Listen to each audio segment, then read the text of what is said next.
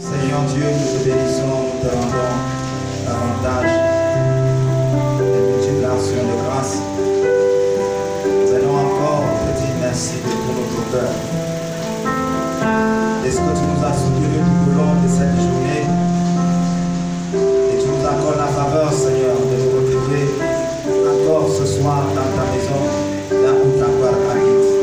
Nous t'en sommes vraiment reconnaissants. Merci pour ton esprit qui nous conduit, Seigneur, dans toute la vérité. Je m'abandonne entièrement entre tes mains et j'écris vers mon Dieu dans le suprême nom de Jésus qui prend ma bouche, Seigneur. Accorde-moi encore la force, la capacité, Seigneur mon Dieu, Père, de transmettre à ton peuple ce que j'ai reçu de ta part. Merci pour ton esprit, Seigneur mon Dieu, que tu permets de nous conduire dans la prière durant ces quelques minutes que nous allons encore passer en ce lieu. Merci pour la présence de mon frère, pour la présence de ma soeur.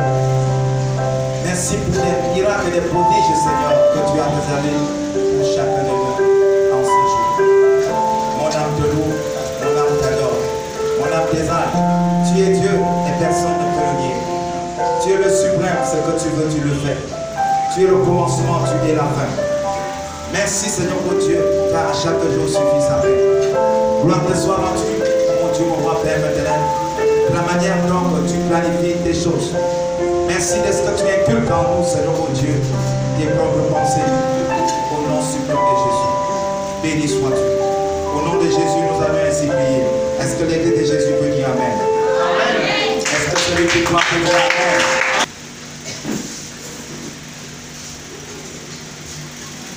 Alléluia. Ce que je voudrais dire à quelqu'un, la persévérance paye.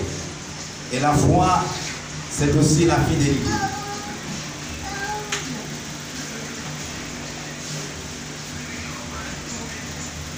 Nous sommes pratiquement le 8/2/2019. Le 8e jour de ce travail.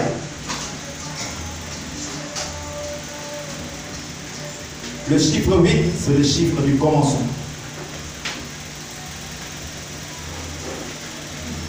Tu as bien fait, toi qui as persévéré depuis le premier jour. Et nous devons savoir que, bien aimés, si nous sommes là ce soir, c'est par la grâce de Dieu. C'est par la grâce de Dieu. Il y en a qui ont voulu être avec nous ce soir, mais ils n'ont pas pu. Ils n'ont pas eu cette grâce que toi et moi nous avions eu. Alors ne foulons pas la grâce de Dieu au pied.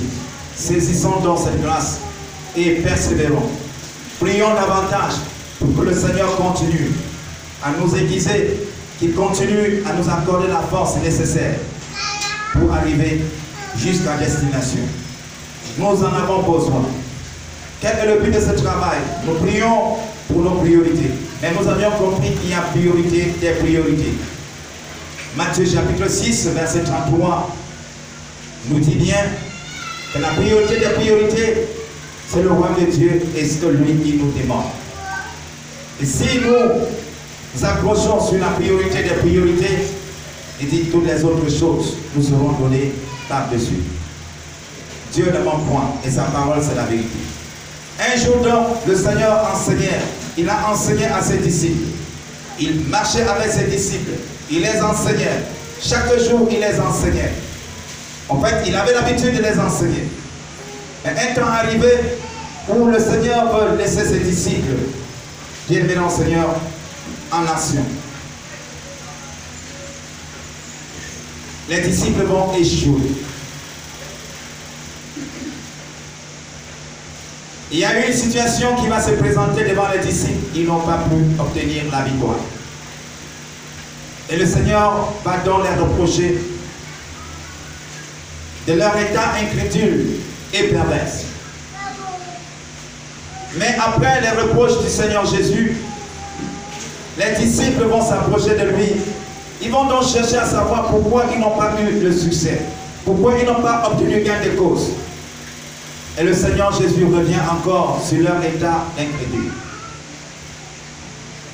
Et il a dit, ce genre, si vous voulez obtenir la victoire sur cette situation, il faut donc associer à vos prières le jeûne.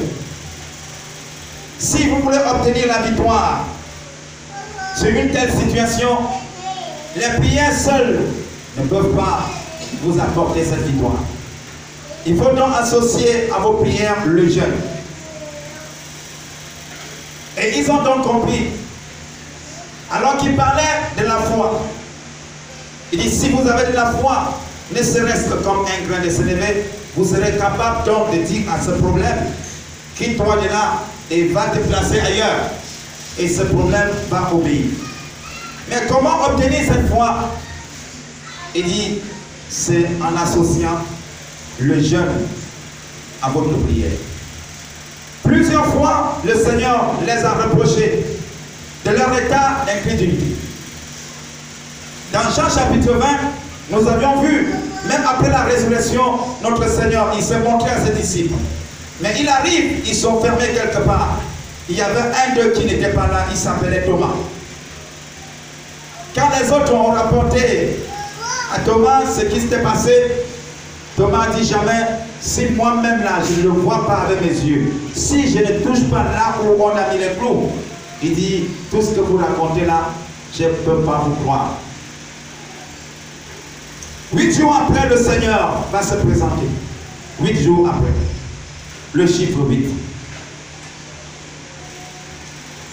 Thomas était. Il se pointe devant Thomas. La première des choses, il dit, Thomas, touche, touche, touche. Touche, touche. Tu as vu? Il dit, Seigneur, il dit, parce que tu m'as vu, c'est là où tu dis, Seigneur. Ce qui est intéressant dans cette histoire, il dit, heureux celui qui croit sans voir. Heureux celui qui croit sans voir. C'était le 8e jour. Prêt. La question que toi et moi, nous devions nous poser, c'est que le Seigneur s'était montré et il était parti. Et Thomas était en train de discuter avec ses frères qui lui transmettaient ce message, cette bonne nouvelle. Il discutait, il refusait, il ne voulait pas croire. Mais comment le Seigneur a su? J'ai envie de dire à quelqu'un, la parole de Dieu se résume en elle-même. Il a dit, là où 2 ou 3 sont assemblés à son nom, il est au milieu d'eux. Le Seigneur n'était pas là, mais il était là. Et il écoutait les déclarations d'un homme incrédule, d'un homme qui a décidé de ne pas abandonner l'incrédulité, qui s'appelait Thomas. Il dit, ne sois pas incrédule, ne sois pas incrédule. Heureux ceux qui croient sans voir, ne sois pas incrédule. Et voilà donc les gens, frères et sœurs, que le Seigneur a traités des races d'incrédules. Ils vont donc finir par comprendre la leçon. Ils vont donc finir par abandonner l'incrédulité et ils vont commencer à remporter la victoire. Et le Seigneur nous a parlé longuement hier. Ce n'est pas parce que il t'a appelé, ce n'est pas parce que tu réponds à ton ministère, frères et sœurs, que tu ne seras pas persécuté, que tu n'auras pas des épreuves, que tu ne seras pas outragé. Tout au contraire, tout au contraire, tout au contraire, tu seras persécuté, tu seras outragé. Ce n'est pas parce que tu pratiques les bonnes œuvres, bien-aimé dans le Seigneur, que le monde doit t'accueillir. Non, tout au contraire, parce que tu pratiques les bonnes œuvres, le monde va te détester. Le monde va se soulever contre toi. Personne n'aura une raison valable pour justifier son incompétence ou alors sa paresse devant le Seigneur ce jour. Il dira, et pourtant, avant que tu n'arrives, avant même que je ne t'appelle, il y a des gens qui t'ont précédé et qui ont traversé des situations aussi plus compliquées que celles que tu as traversées. Mais ils n'ont pas abandonné. Ils ont continué la marche. Nous avions vu cette histoire des Actes des Apôtres au chapitre 4. D'abord au chapitre 3, nous voyons ceux que Dieu, que le Seigneur Jésus traitait d'incrédules et qui avaient déjà compris la leçon. Alors, ils vont être face à une situation. Voilà Jean et Pierre. Ils montent au temple, c'était à l'heure de la prière. C'était à l'heure de la prière. C'était à l'heure de la prière. Il y avait donc un homme qui était constamment assis à l'entrée du temple. On le venait pour le temps le déposer à l'entrée du temple. C'était un paralytique. Mais ce jour, c'était son jour. À l'heure de la prière, il était assis pour mendier. Mais quand ces deux hommes sont arrivés, le Saint-Esprit va les utiliser pour relever ce paralytique. Dès lors que le paralytique est relevé, voilà quelqu'un qui a souffert des années, quelqu'un qui a souffert des mois, des jours. Alors, miraculeusement, il va être guéri. Par le nom de Jésus-Christ de Nazareth, il va être guéri. Il va être guéri. Au lieu que les gens soient contents, au lieu que les gens acclament, au lieu que le monde soit content de dire aujourd'hui, Dieu a fait des merveilles. Mais bien aimé dans le Seigneur, ce miracle doit soulever beaucoup de choses pour nuire à ces hommes qui n'avaient qu'à accomplir la volonté de celui qui les avait appelés. Est-ce que guérir quelqu'un, c'est une mauvaise chose? Est-ce qu'ils avaient volé? Est-ce qu'ils avaient braqué? Est-ce qu'ils avaient escroqué? Qu'est-ce qu'ils avaient fait de mal? Un simple bien va les coûter ce que ça va les coûter. Et c'est pourquoi nous avions vu au chapitre suivant, au chapitre 4, il dit tandis que Pierre et Jean parlaient au peuple, survinrent les sacrificateurs, le commandant du temple et les sadduciens, mécontents de ce qu'il enseignait le peuple et annonçait à la personne de Jésus la résurrection des morts. Est-ce que ce qu'il annonçait, est-ce qu'on n'a pas vu le résultat de ce qu'ils annonçaient? Amen. Il y avait un résultat palpable. Voilà au nom de Jésus-Christ de Nazareth, un paralytique qui s'est relevé. Mais les gens sont mécontents de ce qu'il enseignait la résurrection de Jésus. Ils ne s'intéressent pas que voilà, quelqu'un qui souffrait, maintenant il a obtenu gain de cause. Ce n'était pas là leur problème. Leur problème, c'était que non, ils enseignent la résurrection de Jésus et puis ils ne sont pas d'accord pour ça.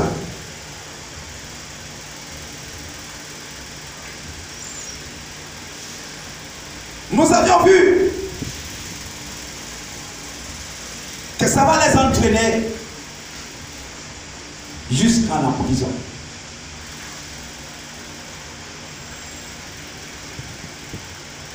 Et Pierre, il n'a pas fermé sa bouche. Il a continué à enseigner à qui voulait l'entendre des merveilles de ce Dieu. Il dit en fait, ce n'est pas nous qui l'avions guéri. C'est ce Jésus que vous avez tué, que vous avez crucifié. C'est ce Jésus, c'est au nom de ce Jésus. Si vous voulez savoir avec quel pouvoir et au nom de qui nous faisons ça, laissez-nous vous dire que c'est au nom de Jésus. Et c'est avec ce pouvoir que nous avions fait ce que vous aviez vu. Qui est ce Jésus? C'est ce Jésus que vous-même vous avez tué, que vous-même vous avez crucifié. Frère, papa, maman, cela date. Ce que tu traverses n'a pas commencé sur toi. Et pour ce faire, nous avions jeté un regard sur nos frères et sœurs qui sont persécutés par tout le monde. Principalement ceux de l'Inde et d'Afghanistan. Où chaque jour, bien aimés dans le Seigneur, ils sont massacrés. Il y a des gens qui traversent des situations compliquées à cause de la bonne nouvelle. Pas parce qu'ils ont fait du mal, à cause des bonnes œuvres. La chrétienté, bien aimés dans le Seigneur, c'est accepter de faire des bonnes œuvres. Mais le monde n'aime pas ça. C'est ça la chrétienté. Et nous avions compris que même dans ta propre famille, il y a plusieurs qui aiment le Seigneur, qui n'ont plus la paix dans leur propre famille, à cause de Jésus, à cause de Jésus, à cause de Jésus. Tu n'as pas volé, tu n'as pas fait du mal. Mais tout simplement parce que tu as accepté marcher avec ce Jésus, alors la famille se soulève contre toi. On dit des choses sur toi, on te maudit, bien-aimé dans le Seigneur, on dit des paroles vraiment qui ne sont pas dites sur toi. Pourquoi? Tout simplement parce que tu as accepté pratiquer les bons œuvres. Marcher dans l'honnêteté, marcher dans la droiture, marcher dans la vérité, sortir de l'obscurité, abandonner les mauvaises choses et on se soulève contre toi. Ce n'est pas étrange. Si tel est ton cas, il dit tu auras pour ennemi les gens de ta propre maison. Si tel est ton cas, ce n'est pas une raison pour toi de te décourager, tout au contraire. Tu dois te fortifier chaque jour. Te fortifier chaque jour. Bien-aimé dans le Seigneur. Dans la prière, en associant la prière, bien-aimé dans le Seigneur, le jeûne à ta prière. En écoutant la parole de Dieu tous les jours. Alors ça va t'épargner de beaucoup de choses. Pour dire, ce qui m'arrive n'a pas commencé sur moi, ça a commencé avec ceux qui m'ont précédé. Mais comment ils ont fait pour triompher? Quel a été leur comportement, leur attitude? Ce qui m'arrive aujourd'hui, le Seigneur me reproche de mon incrédulité. Il a aussi reproché ceux qui m'ont précédé de leur incrédulité. Mais enfin, ils ont compris. Mieux vaut donc tard que jamais.